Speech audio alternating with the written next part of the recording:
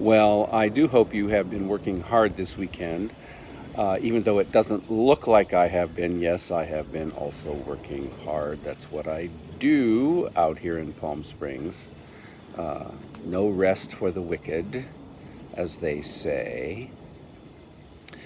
You will have received a couple, a message with some information about housing assistance if needed. So, and if you know someone who is at the college who needs housing assistance, please direct them. Thank you.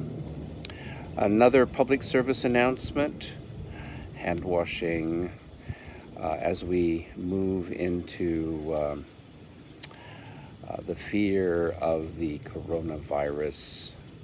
A lot of it is fear, but of course we have to take a lot of precautions. Fortunately, we are online and you don't have to go into the college, at least for this class. Maybe you don't have to go into the college at all. Stay away from public places if at all possible. And hand washing is very important. You need to wash your hands, however, for as long as you can sing happy birthday to yourself, or 15 seconds, they say. And don't forget, when you are hand washing, you have to get between the fingers, the thumb and the index finger, all the fingers, up through above the wrist, and count to yourself 15 seconds if you don't want to sing happy birthday. That was another public service announcement.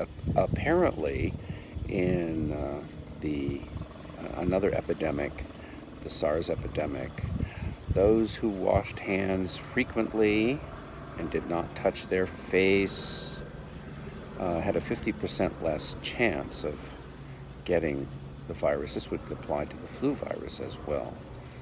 People always say, wash your hands if you want to avoid the flu. Well, that's true.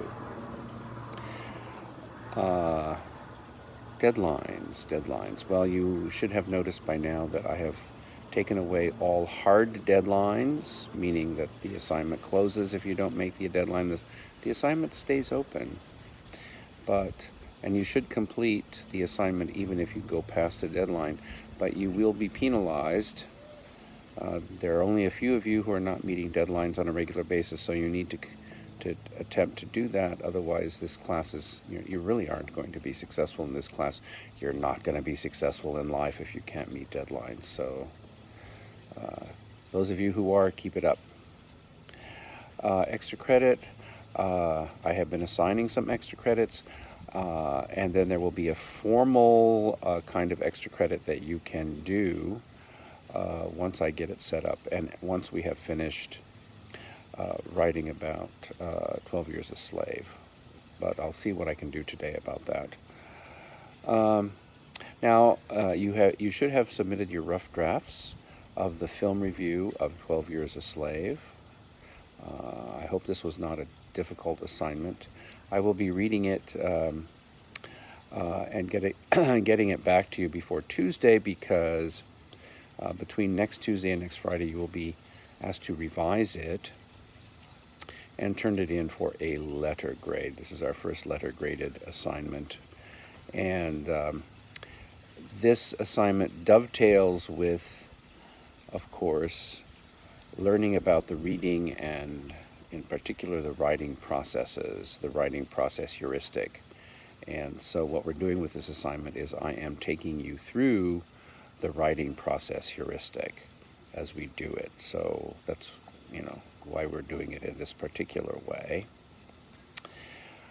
Now, with this set of assignments, the first thing I'm asking you to do is talk about your own writing process. And I'm coming late with this video, so I see that many of you are already engaged in these assignments, and that's really great. I'm sorry about the lateness of my videos. Sometimes, I have to wait for the sun to come out. It wasn't out in the last couple of days out here. And then once you have talked about your own writing processes, you're going to be reading chapter 2 from Stanford, which is uh, the processes and aims of writing. And you need to attack this reading in the way that we have talked about in terms of the reading process heuristic. Use the reading process heuristic to read this article, and then the next thing that I'm having you do after you really become very familiar and understand everything that the article is trying to tell you, or the chapter is trying to tell you, you will have 2 quizzes. One is a short multiple choice quiz, one opportunity, one chance. So when you take it, be sure that you are prepared. I'm not going to reopen it a second time.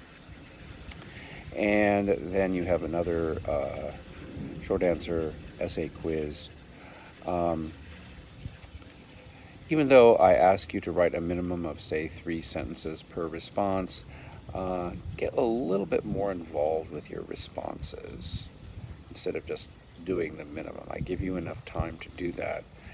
This is as much a writing activity as it is letting me see how much you understand the material. And as you're writing, after you've written the response, please read over again your response and correct any typos. Look at your punctuation, look at your capitalization. Some of you are writing like you're just texting on the phone. Please don't do that. And fragments and run-ons. I'm kind of concerned about those right now. So read over to make sure you don't have a fragment or a run-on. And if you don't understand what they are, or how to identify them, or how to fix them, NetTutor Live is really a great place to ask if you have run-ons and fragments. They will help you with those. They'll help you identify them, and they'll tell you a little bit about them. In fact, when you go into NetTutor Live, just with something, it could be a paragraph from one of these responses to a question from any of our quizzes, and they'll work with you on the short paragraph looking for specific elements of grammar, and it's one of the useful things about NetTutor Live. They can help you with that. Well, that's all I've got to say, so I'm going to be back to work, even though it looks like I'm not working. Yes, maybe I'll swim first, though. I don't know. Anyway, you have a rest of the good weekend, and we will see you online.